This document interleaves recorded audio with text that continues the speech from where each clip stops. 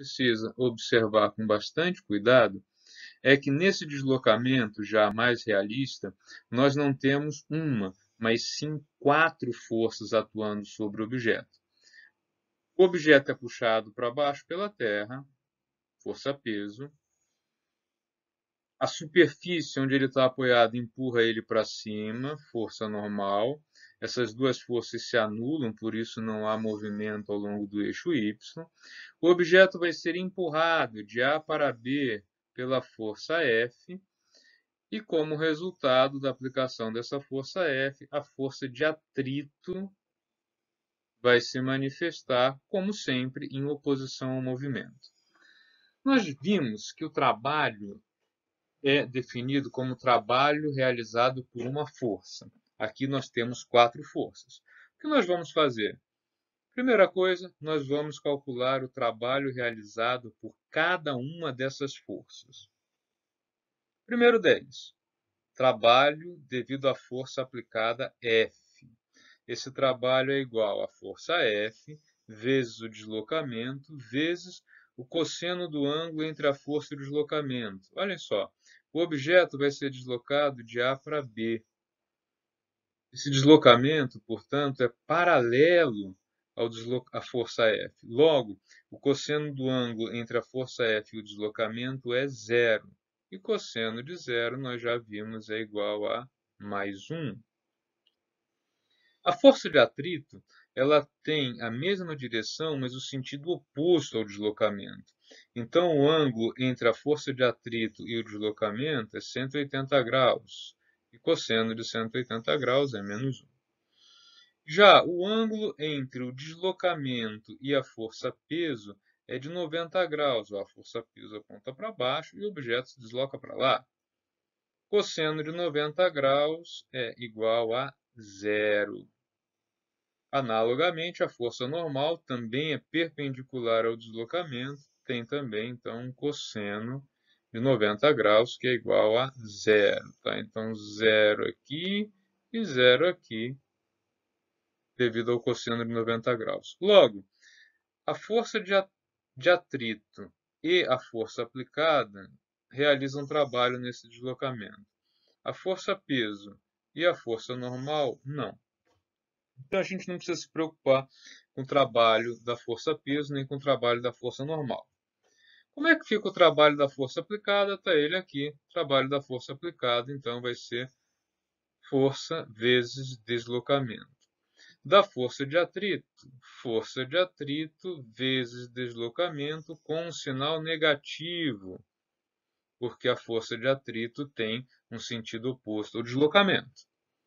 Quem é essa força de atrito? Nós já vimos que a força de atrito entre dois objetos sólidos é dado pelo produto do coeficiente de atrito, nesse caso cinético, com a força normal.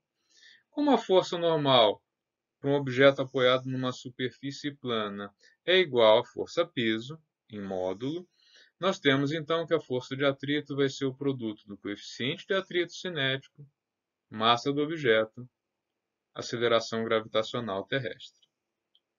Quando eu substituo esse resultado que eu tenho para a força de atrito aqui, o que eu vou obter é que o trabalho total realizado pelas forças F e atrito no deslocamento do objeto de A para B vai ser igual a força F, tá ela aqui, menos μ, massa, gravidade, e a soma aí dessas forças vezes o deslocamento. Em especial, no exemplo que a gente está vendo, força 80 newtons de intensidade, coeficiente de atrito 0,4, massa 5, aceleração gravitacional 10, deslocamento 10 também.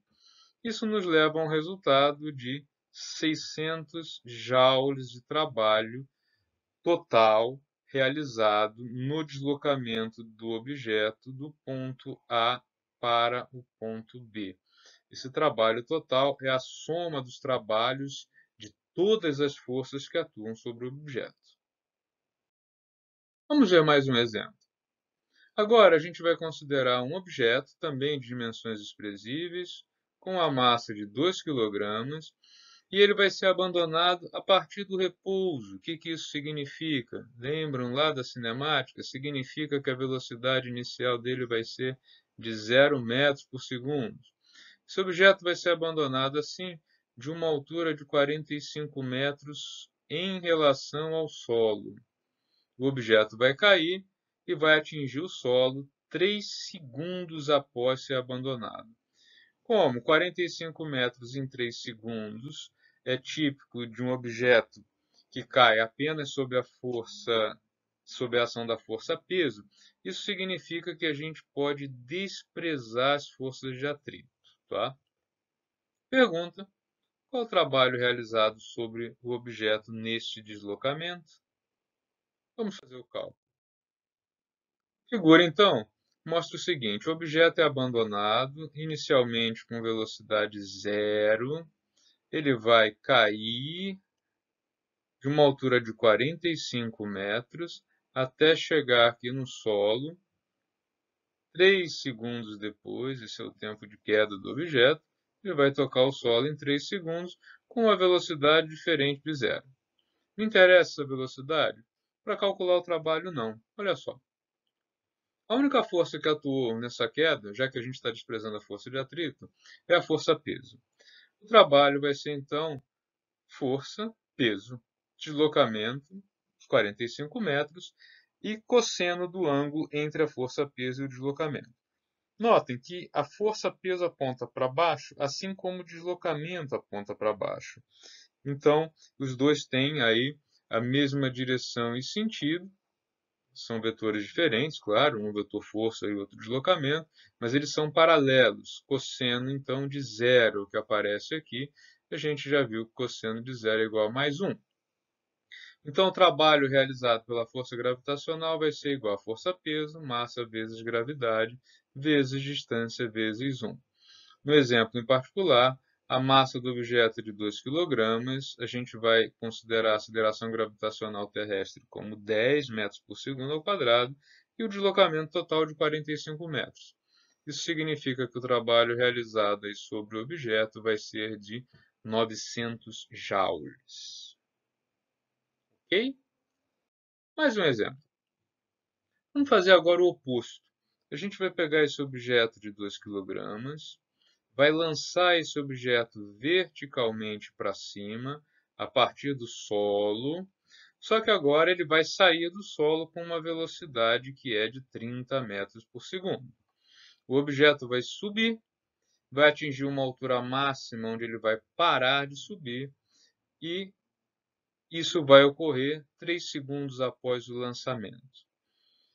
Gente, para quem estudou cinemática, e vocês já estudaram bastante cinemática, lançamento com 30 metros por segundo e o objeto para em 3 segundos, isso significa que esse objeto aí tem uma força de atrito desprezível nesse movimento. Tá? Então, por enquanto, a gente vai desprezar a força de atrito. A pergunta é a mesma do exercício anterior: qual o trabalho realizado sobre o objeto? Como é que fica isso? Olha só. O objeto é lançado aqui de baixo com 30 metros por segundo, sobe até atingir uma altura h onde ele para. Para calcular o trabalho, eu preciso saber qual é a força que atuou no objeto, isso nós já sabemos, que é a força-peso, e de quanto que ele se deslocou. Então a gente vai usar a equação de Torricelli para calcular o deslocamento. Ora, a equação de Torricelli relaciona a velocidade ao quadrado com velocidade inicial ao quadrado com aceleração com deslocamento. Nesse caso, quando o objeto atinge a altura máxima, é porque a velocidade dele chegou em 0.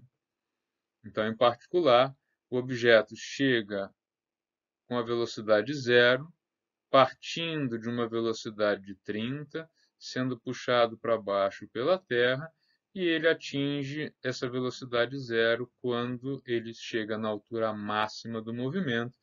Lembrando que esse objeto foi lançado a partir da origem do sistema. Então, o que nós temos? Que 20 vezes h, aparece aqui, Vou mudar de sinal porque eu vou trocar esse termo de lado na igualdade, então esse sinal vai ficar positivo, é igual a 30 ao quadrado. 30 ao quadrado, 900. Esse 20 que estava aqui multiplicando o h vai passar para lá dividindo. Logo, a altura máxima atingida pelo objeto foi de 45 metros. De posse, então, dessa informação, a gente pode calcular o trabalho. O trabalho, então, é igual a força, nesse caso peso, deslocamento, ângulo entre a força e o deslocamento. Notem agora que o objeto é puxado para baixo pela Terra, força peso, mas ele se desloca para cima. Então nós temos um ângulo de 180 graus entre o peso e o deslocamento. Cosseno de 180 graus é menos 1, é o que aparece aqui na equação abaixo. Peso, massa vezes gravidade, deslocamento do objeto. Tá? Então, o trabalho realizado pela força gravitacional na subida do objeto está aqui, ele vai ser de menos mgd, menos massa, gravidade vezes deslocamento. Em especial, nesse problema, a massa é de 2 kg, gravidade a gente está sempre arredondando para 10, deslocamento já vimos que é de 45 metros. Logo, trabalho de menos 900 joules.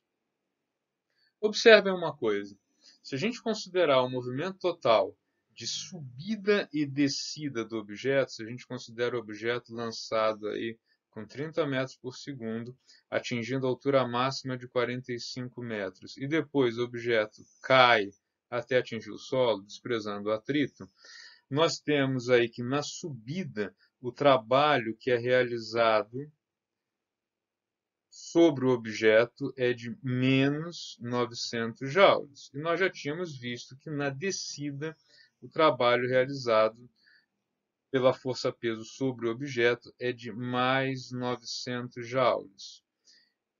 Estranho? Não. Notem que na subida esse objeto tinha velocidade. Lá em cima ele tinha altura, mas a velocidade dele era 0. E depois, no movimento de retorno, ele fez o oposto. Ele foi perdendo altura e ganhando velocidade. Nós vamos ver, a partir das próximas aulas, que essa relação entre trabalho realizado e ganho ou perda de velocidade é a essência da conexão entre trabalho e energia cinética, trabalho e energia potencial. Na sequência,